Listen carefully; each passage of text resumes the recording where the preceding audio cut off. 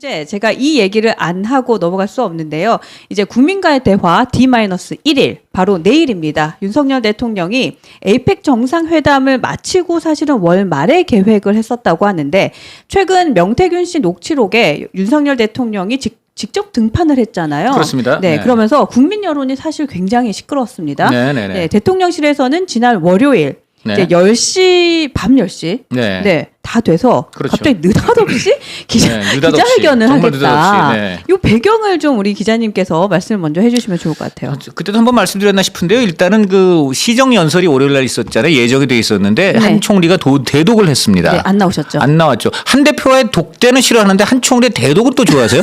같은 한 씨에 대한 또 대우가 다르고 또 이름을 거꾸로 한 말이 또 이렇게 대통령의 호가 다른가 네. 하는 좀 이 비아냥이 나왔는데 네. 이 시정 연설을 사실은 참모들도 이거는 굉장히 진언을 했대요. 이건 나가셔야 됩니다. 아주 강력하게 나가셔야 한다고 했는데 결국 이제 안 나갔고 그러는 와중에 이제 보니까 여론의 반응이 좋지 않은 데다가 여기다가 무엇보다 한동훈 대표가 그날 굉장히 센 톤으로 자, 그날 얘기를 아침 했어요. 최고위원회의에서 굉장히 강한 어조로 발언을 했죠. 그렇죠. 아주 강한 어조로 발언. 그동안의 3대 요구에다가 네. 내각 쇄신까지 해가지고 굉장히 강하게 발언을 좀 했습니다. 한동훈 대표 입장에서는 그동안 그 이전 4일 동안 침묵했던 에너지를 몽땅 모아서 아예 이제 그것까지 얹어서 했단 말이에요. 그러니까 이제 윤 대통령 입장에서 부담이 안 될 수가 없다 보니까 네. 이날 오후에 눈에 띄는 게 바로 추경호 원내대표가 돌연 갑자기 용산에 들어간 겁니다. 그러니까 그날 아침 그 발표 있은 후에 그렇죠. 대통령실에- 아침에는 한동훈 대표였는데요. 네. 점심 먹고 나자 갑자기 추경호 원내대표가 용산에 들어갔습니다. 네. 이게 굉장히 중요하죠. 들어가서 보니까는 그날은 이 추경호 원내대표 용산행이 한 대표는 물론 당에 알려지지 않았습니다. 네. 그러는데 이제 그 다음 날 그날 밤에 갑자기 10시에 그냥 내일 7일 날 네. 그 대국민 담화 및 해결을 한다. 언론에 알리는 바람에 저를 비롯한 다 언론인들이 굉장히 그날 밤에 막 기사 갈아 끼고 고생을 많이 했습니다. 자, 그런데 그러면 무슨 일이 그 낮 사이에 있었느냐? 그러니까 사실 굉장히 이상해요. 이상하죠? 그러니까 기자회견을 빠르게 하기로 한 것까진 좋아요. 네. 그런데 갑자기 그날 밤에 네. 느닷없이 발표를 했어요. 느닷없이 발표한 것이 이제 겉으로는 그러는데 네. 사실은 이유가 있었던 거죠. 바로 추경호 바깥 두 가지 이유. 네. 시정 연설에 대한 어떤 비판, 안 한 거 비판, 또 한동훈 대표의 압박 공세 이런 것들에 대해서 이제 참모들이 계속 이제 뭔가 하셔야 된다는 이제 또 하나의 진언이 있었고 네. 이 과정에서 결국은 이제 추경호 원내대표가 용산에 들어가서 여기서 추경호 원내대표가 그 직전에 많은 중진들과의 만남 결과를 보고한 겁니다. 이게 중요해요. 또 그날 중진 3선 이상들 그 국민의힘 의원들이 네. 추경호 원내대표를 만났어요. 그래서 거기에는 친윤 의원들도 있는데 이 친윤 의원들도 이거는 좀 문제가 있다. 시정연설 참석하셨어야 했고, 지금 빨리 지금 에이펙이니 뭐니 해갖고 지금 다 끝나고 입장을 내신다면은 이달 말인데 그때 가면 우리가 이미 죽었을지도 모른다. 빨리 내야 된다고 중진들, 거기 친윤들까지 있었단 말이에요. 네. 이건 굉장히 부담이 되는 거죠. 그래서 추경호 원내대표가 그걸 다 받아 적어 가지고, 그리고 이제 용산에 들어가 가지고 윤석열 대통령하고 얘기를 한 거예요. 근데 윤석열 대통령 입장에서는 추경호 원내대표가 오는 걸 어떤 의미에서는 바랬을 것이고 아마 들어오라고 했을 겁니다. 네, 그래서 네. 그러니까 들어갔지. 네. 들어오라는 말도 없고 하는데 추경호 원내대표 바쁜 사람이 그 여의도에서 한남동까지 꽤 걸려요 거기가. 그리고 중간에 무슨 그 경찰 사이드카 호수 없으면은 막히면 한나절이야. 그러니까 이것은 분명히 용산에서 오케이가 났다는 얘기고요. 네. 그 결과 이제 추경호 원내대표의 이야기를 대통령이 받아들이는 형식을 통하여 그래서 밤에 이제 전격적으로 결단을 내린 것이 된다 이런 얘기고 이걸 굳이 또 추경호 원내대표가 그 다음날 아침에 기자들한테 공개를 했습니다. 그러니까 그걸 왜 공개했어요? 왜 공개했냐? 바로 한동훈 대표가 압박해서가 아니고 나 추경호가 건의를 드려서 그래서 대통령이 한 거다. 이걸 한 거죠. 그래서 이게 너무 네. 그러니까 그런 모양새에 네. 신경을 네. 쓰는 거죠. 그러니까요. 모양새에. 그 어떻게 보셨어요? 아니 그러니까 이제 쭉 일관된 거예요. 사람은 일관된 일관된 거고 이제 우리가 보면은 과거하고 현재하고 미래는 계속 쭉 연결돼 있는 거잖아요. 선상에 있는 거니까. 쭉 연결돼 있는 거죠. 네. 그래서 우리가 역사 공부하는 거 아니에요? 근데 윤석열 대통령의 어떤 히스토리나 과거의 이제 개인사를 이렇게 돌이켜 보면요. 네. 제가 이거는 요새 언론에서 이게 아무도 얘기를 안 하던데 저는 되게 이전에 관심 깊게 본 내용이거든요. 네. 윤기중 연세대 명예교수가 아버지잖아요. 네. 아버지가 이전에 뭐라고 말했냐면 윤석열을 부르는 대한민국이라는 과거에 2021년에 나온 책이 있어요. 그 책에서 아버지가 뭐라 그랬냐면 잘못한 일이 없으면은 종아리를 맞아도 비는 법이 없었다. 우리 아들은 윤석열을 어졌을 때 자기가 잘못했다고 생각 안 하면 종아리를 맞아도 비는 법이 없었다 그랬어요. 그러면은 일관이네요.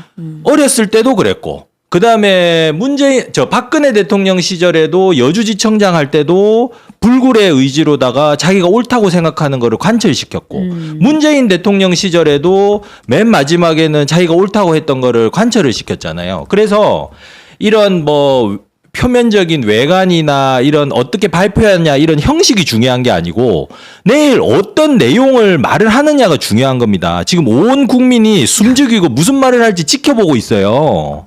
그러니까 사실은 그러니까 지금 뭐 말씀 잘 해주셨는데 지금 이제 저희 댓글 하나 읽어드릴게요. 도토리짱 12님께서 하는 짓이 참 유치하기 그지없어요 이렇게 얘기하셨는데, 그러니까 제가 얘기하고 싶었던 건 요 지점이에요. 그러니까 원래 그 사람이 변하지 않고 내 주관대로 계속 밀어붙이는 거, 뭐 뚝심 있게 하는 거, 뭐 그런 성향이 있는 것도 알겠어요. 그런데 지금 얘기하고 싶은 지점은 나는 한동훈 대표가 시켜서 하는 게 아니야. 추경호 원내대표가 중진들 의견을 모아왔기 때문에 내가 하는 그렇죠. 거야. 그러니까 요 지점이 너무 그게 유치한 거예요. 포인트고요. 네. 그리고 그 같은 추측을 뒷받침하는 게 또 두 가지 징후가 있는데, 네.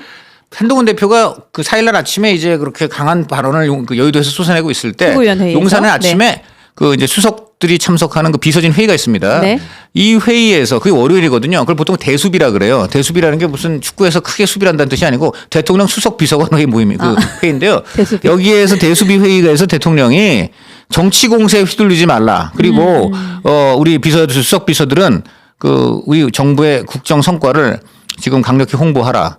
이게 지금 무슨 야당 대표가 정치 공세를 하는 듯한 느낌을 받지만 그게 아니고 쉽게 말하면 지금 자기 같은 편 집권당 대표가 오늘 아침에 어디서 정치 공세를 하는데 네. 우리 내 참모들은 휘둘리지 말라. 막 거의 그런 얘기를 한 거예요. 그러니까 한동훈 지금 대표한테 지금 정치 공세라고 그러니까 한 거예요. 한동훈 지금 이게 보통 야당 대표한테 해야 될 말을 지금 같은 편인 집권당 대표를 향해서 대통령이 정치 공세 그리고 우리 비서들은 내 편 우리 부하들은 거기에 휘둘리지 말고 네. 오히려 받아쳐라. 우리 윤석열 정부 이렇게 훌륭한 국정 성과 있습니다. 안보도 이렇게 훌륭한 성과 있습니다. 해가지고 그날 오후에 성태훈 정책실장이 경제라든가 정책 홍보 그리고 신원식 안보실장이 지금 안보 브리핑을 오늘 할 예정이에요. 이렇게 지금 나가고 있는 마당인데 그러더니 돌연 오후에 추 원내대표를 불러가지고 네. 중진들이 그렇게 건의한다면 내가 뭐 그럼 좀 앞당겨서 국민과 소통을 하겠다 이렇게 했습니다.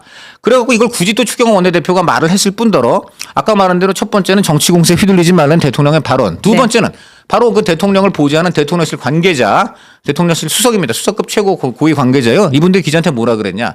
지금 당의 중심은 추경호 원내대표한테 있다. 그런데 그랬죠. 당의 중심이라는 것이 원내대표가 있을 수가 없는 게 원내대표는 의원들만 모여서 뽑는 거예요. 그러니까 의원, 예를 들어 당 대표가 학생회장이라면 그 원내대표는 반장이에요. 비유 괜찮네요. 딱 그거예요. 네. 학생회장은 전체 학교를 대표하는 것이고 반장은 그중에서 전체 당원 수십만 당원이 있습니다. 30만 당원이라고 그러는 거 60만 당원인가?